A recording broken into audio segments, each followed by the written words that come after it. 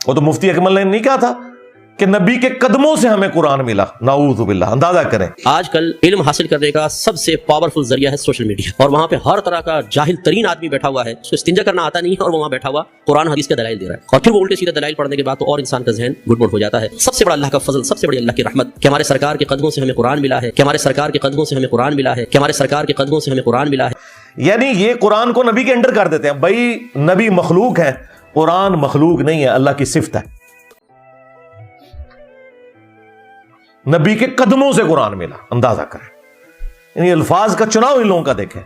تو میں نے اس کے اوپر پوری گرفت کی تھی کہ یار نبی علیہ السلام کی شان بیان کرتے ہوئے جو کتاب نبی کی اعلیٰ ترین ہدایت کا ذریعہ ہے اس کو آپ نبی کے قدموں کے اندر کیوں ڈال رہے ہو؟ یار اللہ سے ڈر جاؤ. یہ کان کھول کے سن لیں، بد مذہب کا کلپ غیر عالم کو سننا حرام حرام حرام، اور اگر دوسرے کو بھیجا اس نے اور وہ بھی غیر عالم ہے سامنے والا تو اس کو بھیجنا بھی حرام حرام حرام. میرا کام کیا ہے کہ میں اگر اس کا سڑا ہوا چہرہ دیکھوں تو اس کو وہیں دفع کر دوں کہ بھاگ ادھر سے، تو کہاں فون میں گھس گیا. یوں کرے نہ کہ اس کو سنے کہ یار کیا کہتا ہے، یہ کیا کہتا ہے، وہ کیا کہتا ہے.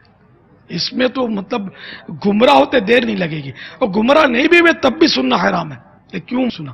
کان بیرے ہونے چاہیے. یہ جہاں جہاں سن رہے ہیں اب تک اگر ایسا دھندا کیا نا، آپ نے کسی بد مذہب کا کلپ سنا ہے اور فارورڈ کیا ہے، اس سے توبہ کریں. جن جن کو بھیجا ان کو اپنی توبہ پر مطلع کرنا ہوگا اور ان سے بھی توبہ کا مطالبہ کریں. توبہ واجب ہوگی ان پر، بالکل واجب ہے توبہ. آج کل علم حاصل کرنے کا سب سے پاورفل ذریعہ ہے سوشل میڈیا، اور وہاں پہ ہر طرح کا جاہل ترین آدمی بیٹھا ہوا ہے، اس کو استنجا کرنا آتا نہیں ہے، اور وہ وہاں بیٹھا ہوا قرآن حدیث کے دلائل دے رہا ہے، اور پھر وہ الٹے سیدھے دلائل پڑھنے کے بعد تو اور انسان کا ذہن گڑبڑ ہو جاتا ہے. سب سے بڑا اللہ کا فضل، سب سے بڑی اللہ کی رحمت کہ ہمارے سرکار کے قدموں سے ہمیں قرآن ملا ہے، کہ ہمارے سرکار کے قدموں سے ہمیں قرآن ملا ہے، کہ ہمارے سرکار کے قدموں سے ہمیں قرآن ملا ہے. پیراں سار نکلو باہر. اسی پھر بھی نوکری ادا کر دے پے، اسی پھر بھی نوکری ادا کر دے پے. مرزے دیکھ رہا تو پیو نے کرنی جانے، نکلو باہر. سٹیج پر بیٹھنے والے ہاتھ کھڑا کر کے بتائیں، مجھے بتائیں یہ کام ٹھیک ہے کہ نہیں؟ تماشا کرتے ہو، پھر کہتے ہیں مسلک کا کام نہیں ہوتا. مسلک والوں کو تم خود رگڑتے ہو، اور جڑا تواڈے پیوانوں پہ گیا ہوں تسی چوپ بیٹھے ہو. اور نکلو باہر. انشاءاللہ تعالیٰ دن بھی منڈے کا ہوگا، اور ہمارا یہ پبلک سیشن نمبر بھی 112 ہے. لہٰذا میں نے نیت کی ہے کہ 12 آیات قرآن حکیم سے کور کی جائیں 12ویں شریف کی نسبت سے انشاءاللہ تعالیٰ. ویسے تو ڈبل 12 بھی ہو سکتی ہیں، یعنی 24، لیکن وہ پھر کم از کم 4 سے 5 گھنٹے اور لگ جائیں گے. اس لیے میں نے 12 آیات چنی ہیں کرٹیکل قرآن حکیم کی، انہی کو انشاءاللہ ڈسکس کروں گا. ڈبل 12 اگر کروں تو اس کے لیے پھر ٹائم زیادہ ریکوائرڈ ہے. پھر ایک موضوع اتنا پھیل جائے گا کہ وہ ایک جگہ میں جو بات ہونی چاہیے تھی وہ توجہ ڈائیورٹ ہو جاتی ہے.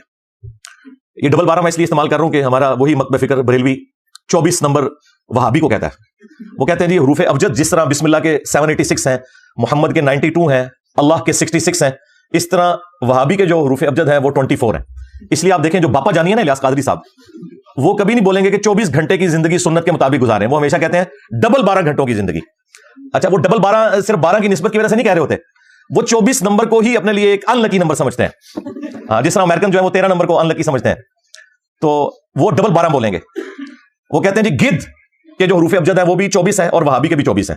جس طرح گدھ جو ہے نا یہ گوشت خور ہے نا، وہابی ایمان خور ہے.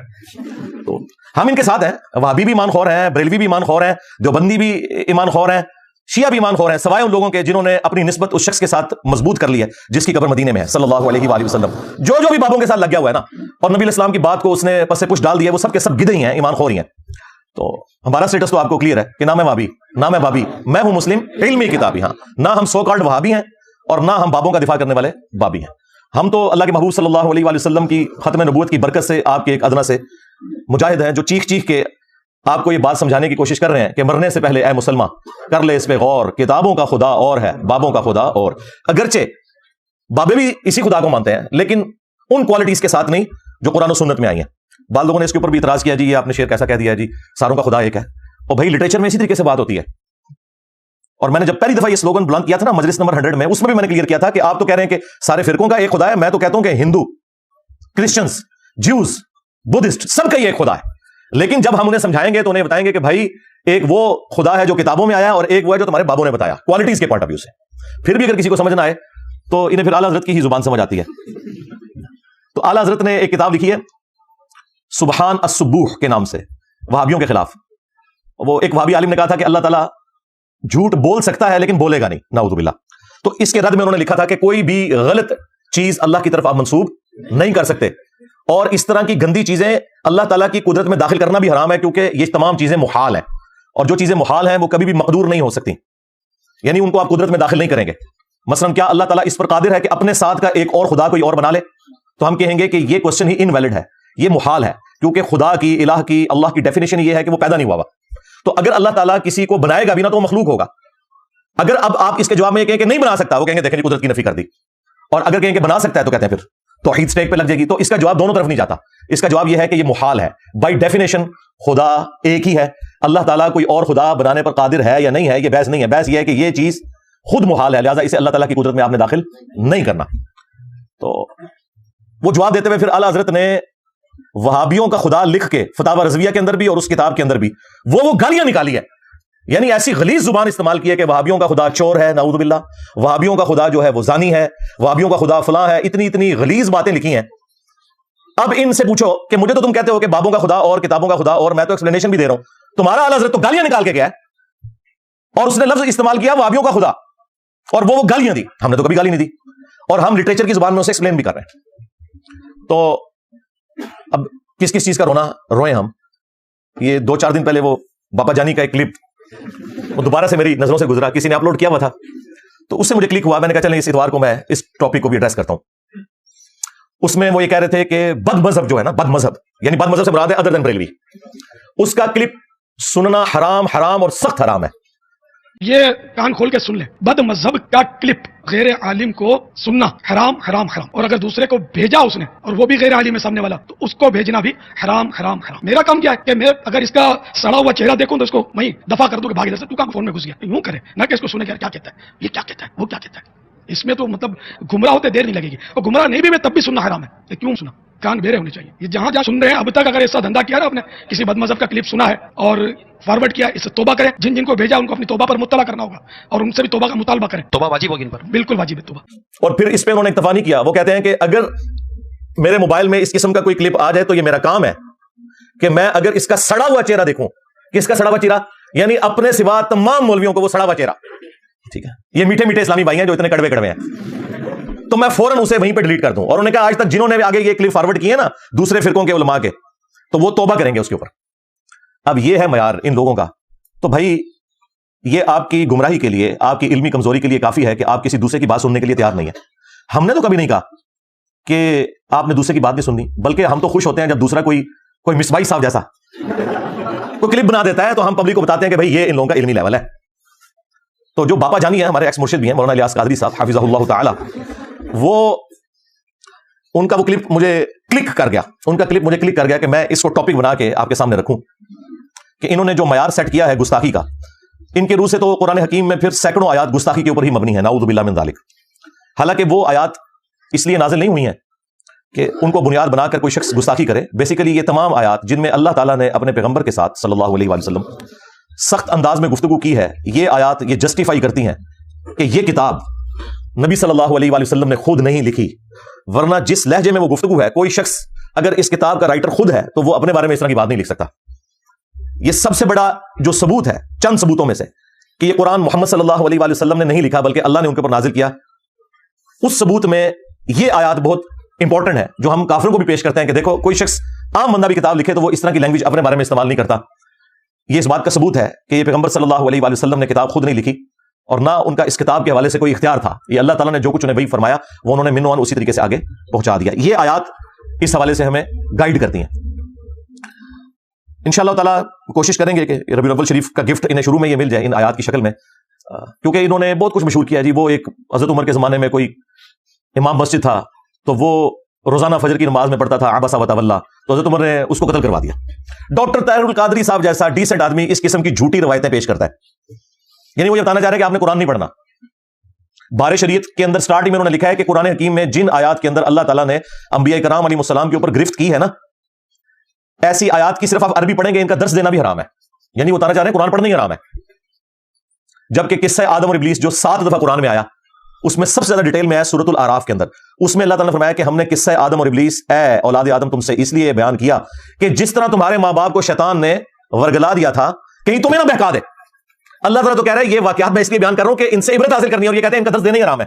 تو آگے انہوں نے قرآن کہاں سے پڑھنا ہے, اور پھر کہانیاں بنائی ہوئی ہیں. وہ جی ایک دفعہ ایک وابی کا اور ایک بریلوی کا مناظرہ ہو گیا. اچھا جی کیا ہوا پھر؟ وہ کہتے ہیں جی وابی پوری رات جو ہے نا وہ نبی اسلام کی تنقیص والی آیات تلاش کرتا رہا, اور اللہ نے کہا تیرے عقیدے کے اوپر اگر تیرا یہ عقیدہ ہے کہ قرآن میں کوئی آیت ایسی ہے جس میں نبی کی تنقیص ہوئی ہے, ڈوب مت کہ تجھے یہ پتہ ہی نہیں ہے کہ قرآن جو ہے وہ اللہ کا فرمان ہے اپنی مخلوق کی طرف, نہ کہ پیرلل میں کوئی پیغمبر منی گاڈ ہے کہ جس کی طرف یہ پیغام آیا وہ اسے تنقیص سمجھتے ہیں. یعنی اللہ ان سے پوچھ کے بات کرے گا اپنے پیغمبر سے کرے گا. تو اور جو بریلوی تھا وہ پوری رات جو ہے وہ نبی اسلام کی شان تلاش کرتا رہا. بھائی نبی اسلام کی شان سے کسے انکار ہے؟ کوئی مسلمان جان بوجھ کے گستاخ رسول ہو سکتا ہے؟ چشتی رسول اللہ پارٹی ہاں بولا گا سمجھ آئے گا, کہتے ہیں ساڈے بابے کس طرح گستاخ ہو سکتے ہیں. ہاں تھانوی رسول اللہ کل تک غلط سی, چشتی رسول اللہ کل تک ٹھیک سی, آج غلط ہو گیا میری وجہ نال. اوے پے گیا جی تواڈے بابے اوے پے گیا جی او تک کلپ اوے پے گیا جی تواڈے پیواں پیراں نوں سن نکلو باہر. اسی پھر بھی نوکری ادا کردے پے, اسی پھر بھی نوکری ادا کردے پے. اوے مرزے دیکھ رہا تواڈے پیو نے کرنی جانی ہے, نکلو باہر. سٹیج پر بیٹھنے والے ہاتھ کھڑا کر کے بتائیں, مجھے بتائیں یہ کام تماشا کرتے ہو پھر کہتے ہیں مسلک کا کام نہیں ہوتا, مسلک والوں کو تم خود رگڑتے ہو. اور جڑا تواڈے پیواں نوں پے گیا تسی چپ بیٹھے ہو, ہاں نکلو باہر. پے گیا بالکل پے گیا. میں تھوڑی بادشاہی کی ہے تو نا دیکھ لو 1200 سال میں جو عزت انہوں نے کمائی تھی ان 12 سالوں میں اس طرح ایک نعرہ انہیں لے ڈوبا ہے اللہ کے فضل سے. میرے نبی سا ہے ہی کوئی نہیں, تیرے بابے تھے شے ہی کوئی نہیں, نبی کے جیسا ہے ہی کوئی نہیں, بابے تھے شے ہی کوئی نہیں. الحمدللہ. تو یہ انہوں نے نا ڈکوسلا مچایا ہوا ہے اس قسم کی باتیں. اور یہ میں اس لیے کروں کہ میں خود 31 سال تک بریلوی رہا ہوں. یہ ساری کہانیاں ہم نے اللہ کے فضل سے یا کہہ لیں کہ اللہ کے غضب سے اپنے علماء سے, اپنے گھر والوں سے, اپنے ماں باپ سے بچپن سے ہی سیکھ لی ہوئی تھی. 31 سال تک میں بھی بریلوی رہا ہوں. تو اس لیے ہم سے کوئی بات چھپی بھی نہیں ہے کہ یہ کون کون سی شیطنت ہے جس کے ذریعے یہ حملہ آور ہوتے ہیں مسلمانوں کے عقائد کے اوپر. کیونکہ اسی لیے تو ہم نے عرض کیا ہے کہ وہ بھی کیا دن تھے, ہم بھی ایک دن تھے. آج ہم دیو ہیں, جنوں کے بھی پیو ہیں, بلکہ دیو کے بھی پیو ہیں. اے دیو بند اللہ دیو, اے پیو والا نہیں جے او نہ سمجھو. جیسا کہتے ہیں نا کہ استاد روحانی باپ ہوتا ہے, تو یہ روحانی پیو والی بات کر لیں. ہاں یہ وہ والی ہے, یہ بگوٹن والی نہیں بات کر رہا میں. تو اس لیے قرآن حکیم کے حوالے سے اپنے آپ کو بالکل کلیئر کر لیں. ہمارے پلے اگر کوئی شے ہے نا تو وہ یہی کتاب ہے. نبی اسلام کی وفات کے بعد آپ کا وصی, آپ کا خلیفہ اس امت پر قیامت تک کے لیے جو آپ پیش کر سکتے ہیں وہ اللہ کی کتاب ہے الحمدللہ. کیونکہ نبی اسلام کے بعد جو شخصیات بھی تھیں وہ بھی دنیا سے چلی گئی ہیں. کسی کو آج پیش نہیں آپ کر سکتے, پیش کر سکتے ہیں تو کتاب و سنت کو. تو اگر یہ قرآن ہمارے پاس نہیں ہے تو ہمارے پاس کچھ بھی نہیں ہے. اگر ہمارے عقیدے قرآن کے خلاف ہیں تو سمجھ لیں کہ ہم گمراہی کے اوپر ہیں. اگر کوئی بات قرآن میں ہمارے عقیدے کے خلاف ہے تو سمجھ لیں ہمارا عقیدہ خراب ہے. قرآن تو بالکل ٹھیک ہے. قرآن کے سامنے آپ نے اسٹوڈنٹ کی حیثیت سے بیٹھنا ہے, نہ کہ اس کے استاد بن کے اے جی اتنی گستاخی ہوتی ہے اتنی بیان کرنی چاہیے تھی. اس کا مطلب پتہ کیا ہے؟ اس کا مطلب یہ ہے کہ قرآن اس قابل ہی نہیں ہے کہ اس سے لوگ ہدایت حاصل کریں. تو پھر کل آپ کس منہ سے اس کو پیش کریں گے کسی غیر مسلم کو؟ اصل میں خود ان کا گیر الٹا لگا ہوا ہے. اللہ نے تو بالکل واضح فرما دیا وَلَقَدْ يَسَّرْنَا الْقُرْآنَ لِلذِّكْرِ فَهَلْ مِن مُدَّكِرٍ. ایک سورت میں 4 دفعہ یہ آیت آئی ہے. پھر بھی مولوی کو یقین نہیں آ رہا. مولوی کہہ رہا ہے ڈائریکٹ قرآن پڑھو گے گمراہ ہو جاؤ گے. اچھا یہ کہاں لکھا ہوا ہے کہ ڈائریکٹ قرآن پڑھو گے تو گمراہ ہو جاؤ گے؟ قرآن میں یہ تو لکھا ہوا ہے کہ سمجھنے کے لیے آسان کر دیا, نصیحت کے لیے. باقی یہ ٹھیک ہے کہ جو 1000 سے زیادہ آیات ہیں وہ علماء کو, مفتی اعظم کو بھی نہیں آتی ہیں, جو سائنٹیفک فیکٹس کے ریلیٹڈ ہیں. وہ آپ کو کوئی سائنٹسٹ ہی بتائے گا, کوئی گورا ہی بتائے گا. یہ بالکل ٹھیک ہے, ٹھیک ہے کہ نہیں آتی. ہاں آپ نے نکاح طلاق کے مسئلے پوچھے ہیں مولوی سے پوچھیں, لیکن جو نصیحت ہے نا وہ ایک ان پڑھ کو بھی سمجھ آئے گی, ایک پڑھے لکھے کو بھی سمجھ آئے گی, ایک ڈاکٹر کو بھی سمجھ آئے گی, ایک انجینئر کو بھی, ایک ریڑھی بان کو بھی. اور وہی قرآن کا بنیادی مقصد ہے, نصیحت حاصل کرنا. انا نحن نزلنا الذکر وانا له لحافظون. بے شک اس نصیحت الذکر قرآن کو ہم نے نازل کیا, ہم ہی اس کی حفاظت کرنے والے ہیں. تو قرآن نصیحت کے لیے آسان کر دیا گیا.